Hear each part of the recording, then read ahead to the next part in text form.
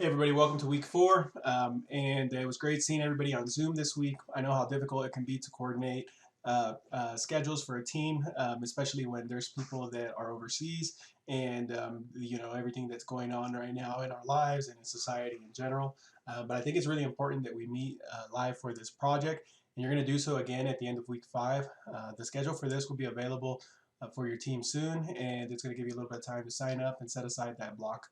I know that life's been interrupted, and I appreciate the work that you're doing through these uncertainties.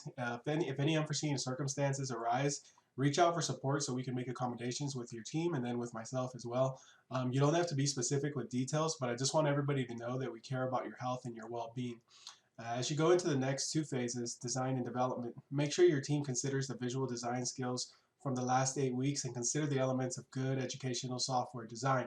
Make sure that your team has read the chapter by Alessi and Trollope that was provided last week, and also make sure that you check out examples in the page Dr. Eddie's class in Power School, and then an awesome example from our very own Quran teachers, and I'm going to show you one right now. I'm going to show you those right now. This one came out last semester, and this is from the example on Latin and Greek roots. Very, very cool work. Make sure you check it out.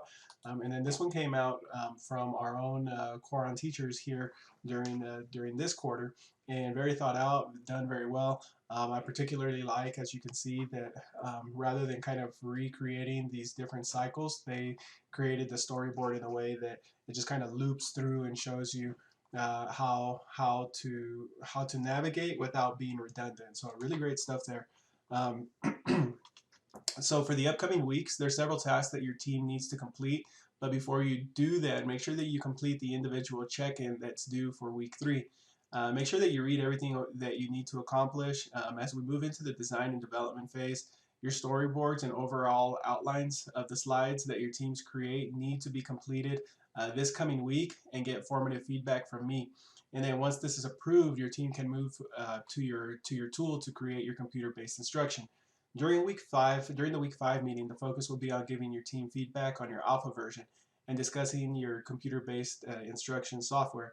You'll do a break-it test for week 5 along with a usability test. By week 6, your team should implement your software with the intended audience. Please trust the process. Again, I know that I'm deliberately taking you through a process, and it's all going to work out. Also, make sure that when your team has questions, you reach out within the discussion boards and you reach out to me, your client, for help.